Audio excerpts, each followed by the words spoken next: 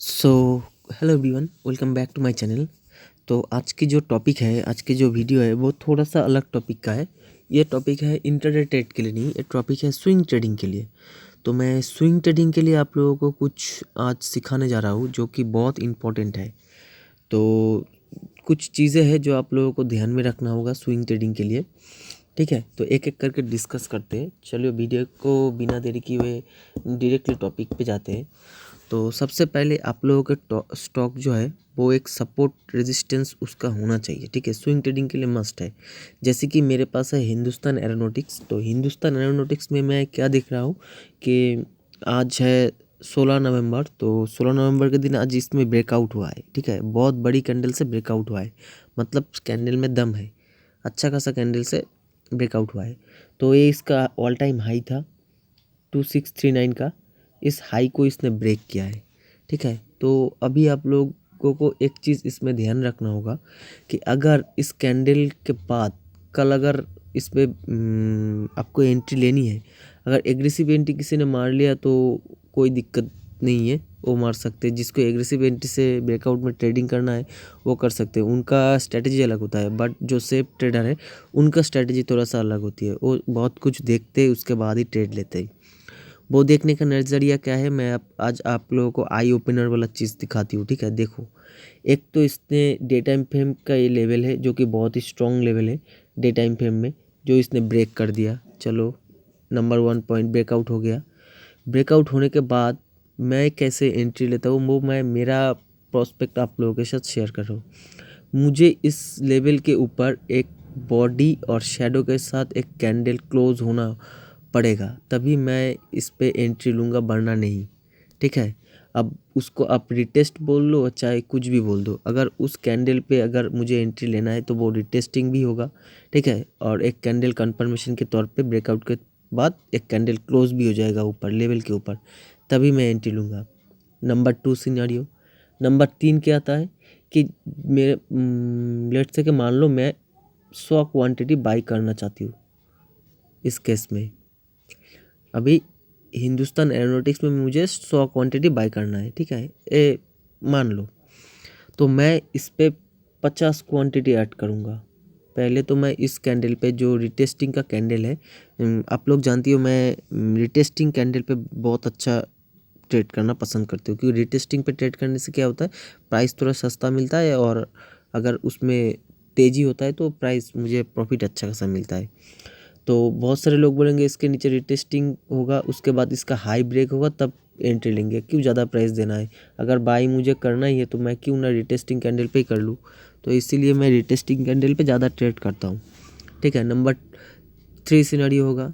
Number 4 scenario इसमें क्या आएगा, अगर इस पे नीचे आना स्टार्ट हुआ तो आप लोग बोलोगे कि फॉल्स ब्रेकआउट है, फॉल्स ब्रेकआउट है। बट जो ऑपरेटर लोग हैं इस चीज़ को बहुत अच्छी तरीके से अपने हित के लिए काम लगाते हैं, काम पे लगाती है। वो कैसे, देखो, एक इस केस में एक चीज़ ऐसा है कि यहाँ से एक ट्रेंड लाइन ऐसे ड्रॉ हो सकती है। ठीक है, जो कि एक अप ट्रेंड को हमें दिखाती है, अप ट्रेंड होने के बाद और एक अच्छा खासा कंसोलिडेशन के बाद इसने ब्रेकआउट दिया है। ब्रेकआउट तो वो यहाँ से भी दे सकता था या फिर यहाँ से भी दे सकता था, बिना कंसोलिडेशन के यहाँ पे आया, एकदम से भाग भाग के ब्रेकआउट दे सकता था। उसमें दम नहीं होता है। ठीक है, दम किस में होता है, रेजिस्टेंस बना के नीचे आया, उसके बाद ऐसे ऐसे ऐसे करके एकदम से ब्रेकआउट दे, इसमें दम है। ये है स्टॉक एनालिसिस की नज़रिया। ठीक है, तो इस केस में क्या होगा, अगर इसमें एक ट्रेंड लाइन मैं ड्रॉ करूँ तो अगर जो रिटेस्टिंग कैंडल है उसको अगर हाई ब्रेक करके ऊपर चला गया तो वो एक सिनेरियो हो गया, अलग हो गया कि चला गया। ठीक है, दूसरे केस में क्या होगा, दूसरे केस में नीचे अगर 2-3 कैंडल नीचे आ जाएगा तो जो मेरा 50 क्वांटिटी है उसका तो कहीं ना कहीं एसएल लगाना होगा, तो मैं इस लो पे एसएल लगा के बैठ जाऊँगा। अगर इस ट्रेंड लाइन के नीचे आता है तो मैं एग्जिट कर जाऊँगा। बट अगर नीचे नहीं आया, नीचे नहीं है, यहाँ पे आके अगर कोई बाइंग कैंडल मुझे दिख गया तो मैं और 50 क्वांटिटी ऐड कर लूँगा, जो मेरा 100 क्वांटिटी था यहीं पे पूरा हो जाएगा। अगर यहाँ से मुझे ऊपर की साइड अपसाइड मिले तो मुझे एक अच्छा खासा प्रॉफिट इसमें देखने को मिल जाएगा। ठीक है, और अगर ऐसा नहीं होता है तो स्टॉप लॉस तो देना ही होगा, part of the game trading, stop loss. तो ये होता है नज़रिया।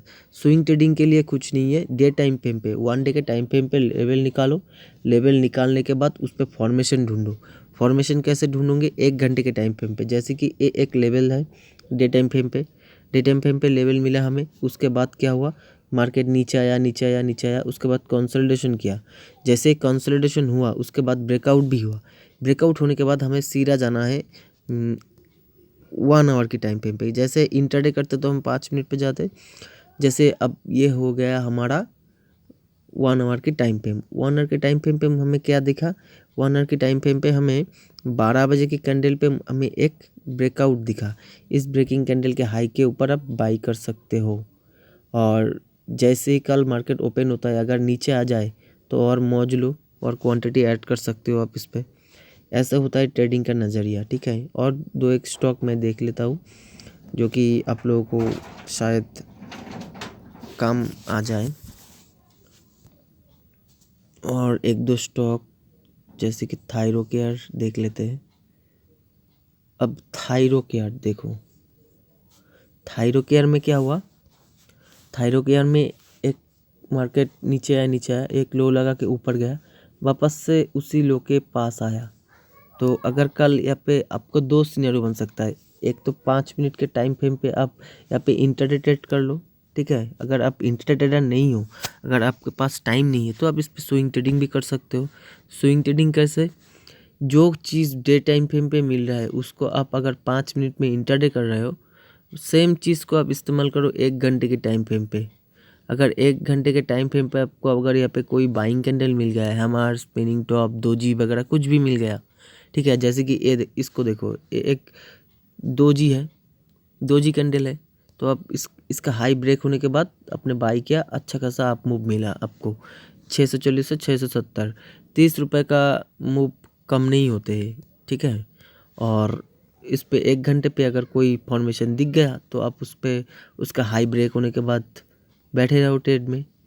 ट्रेड में तब तक बैठे रहो जब तक आपका प्रॉफिट हो रहा है। जैसे ही आपका प्रॉफिट आपके हिसाब से हो गया होता है तब आप उसको अगर चाहो तो एग्जिट कर लो या फिर ट्रेलिंग कर लो। ट्रेलिंग का मतलब अगर एसएल उस कैंडल का लो के नीचे रखा है, लो के नीचे रखा है, उसको शिफ्ट करके ऊपर ले आओ प्रॉफिट जोन पे, ताकि अगर आप बाई चांस मार्केट ऊपर जाके नीचे रिटर्न होने लगा तो आपके जेब से कुछ नहीं जाना चाहिए, ठीक है। ऐसे होता है ट्रेडिंग। अगर ट्रेडिंग करना अगर आपको आ गया तो ट्रेडिंग करते आप बहुत बढ़िया प्रॉफिट आप ले सकते हो, ठीक है। चलो एक और स्टॉक देख लेते हैं, आरती इंडस्ट्री देख लेते हैं कोई लेवल बन रहा है कि नहीं।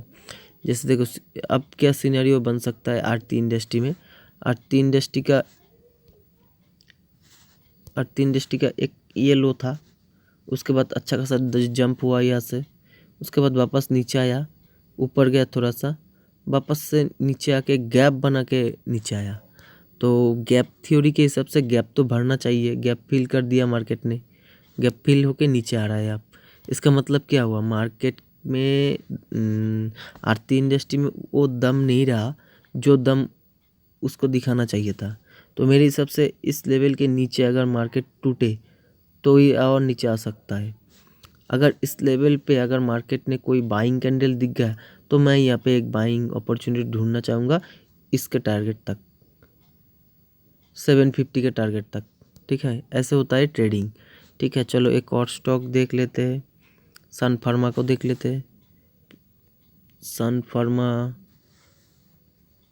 फार्मा में फ़िलहाल तो सन फार्मा में कुछ है नहीं ट्रेडिंग के लायक। सन फार्मा में एक लेवल ये बन सकता है, एक लेवल आपको ये दिख सकता है, ये वाला लेवल,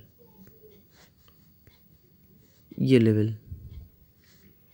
तो मार्केट ने इस लेवल पे देखो ब्रेकआउट दिया है, देके उसने रिटेस्ट किया, रिटेस्ट करते ही उसके बाद ऊपर में अप साइड का मोमेंटम देना स्टार्ट हो गया। तो ऐसे है होता है ट्रेडिंग। अगर अपने इस वाला कैंडल का डे कितना है देख लेते हैं एक बार, 1 डे का टाइम फ्रेम में ही है। 13 अक्टूबर को इसने बाइंग कैंडल ज़रूर बनाया होगा, ठीक है, चाहे तो आप देख लेना। उसके बाद डे टाइम फ्रेम पे भी एक दोजी कैंडल बना, उसका हाई भी ब्रेक हुआ, ब्रेक होके जो ब्रेकआउट दिया उस ब्रेकआउट के बाद रिटेस्टिंग भी हो गया। तो इस पे आपको ट्रिपल कंफर्मेशन मिल गया। एक तो लेवल का, ये जो डे टाइम फ्रेम का लेवल है ये लेवल, दूसरा आ गया आपका ये बाइंग कैंडल, चौथा गया आपका तीसरा आ गया आपका रिटेस्टिंग। तो ऐसे होता है ट्रेडिंग, ठीक है। ऐसे ट्रेडिंग करोगे तो आपको ट्रेडिंग में बहुत इम्प्रूवमेंट आएगी, स्टॉक को देखने का नज़रिया मिल जाएगा आपको। और देख लेते हैं जैसे कि टाटा पावर देख लेते हैं, टाटा पावर में कुछ बन रहा है कि नहीं। टाटा पावर में फ़िलहाल तो कुछ है नहीं। टाटा पावर में तो फ़िलहाल कोई ट्रेडिंग के बीच में झूला झूल रहा है तो झूलने दो, हम इस पे कोई ट्रेड नहीं करेंगे। देखते और कोई स्टॉक सीएट देख लेते हैं। सीएट में देखो मेरा ज़्यादातर स्टॉक में ना मेरा लेवल आपको ड्रॉ किया हुआ मिलेगा। देखो एग्जैक्टली उसी रेजिस्टेंस से इसने ये जो टॉप था उसके बाद वापस ने मार्केट एक और टॉप बनाया, मतलब कि डबल टॉप। इस डबल टॉप से मार्केट नीचे आना चालू हो गया।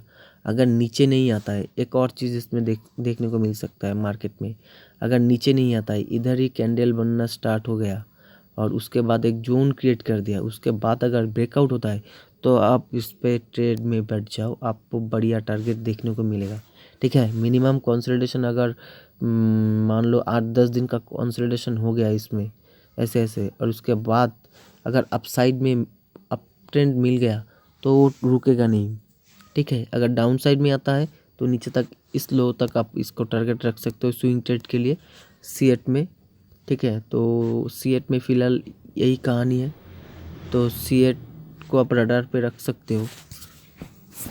और ऐसे होते हैं स्विंग ट्रेडिंग। अगर ब्रेकआउट होता है तो ब्रेकआउट होने के बाद आपको रुकना है, ब्रेकआउट होने के बाद तुरंत से हड़बड़ाना नहीं होना है, ठीक है। हड़बड़ी करके ट्रेड नहीं लेना है। अगर हड़बड़ी करके ट्रेड लोगे तो फंसोगे ट्रेड में, पैसा आप लोगों का ही डूबेगा, ठीक है। तो थोड़ा ध्यान से ट्रेडिंग करना होता है, ऐसे ब्रेकआउट ट्रेडिंग हम करते हैं, ठीक है। तो उम्मीद है वीडियो से अच्छा खासा नॉलेज गेन हुआ। अगर ऐसे ही सीखते रहे और कमाते रहे, और अगर अच्छा लगा है तो लाइक शेयर सब्सक्राइब कमेंट सब कर देना। किस चीज़ के लिए वीडियो चाहिए ये भी बता देना, उस चीज़ के लिए वीडियो बनाने की कोशिश करूँगा मैं। बहुत जल्द मिलते हैं, बाय बाय, टाटा।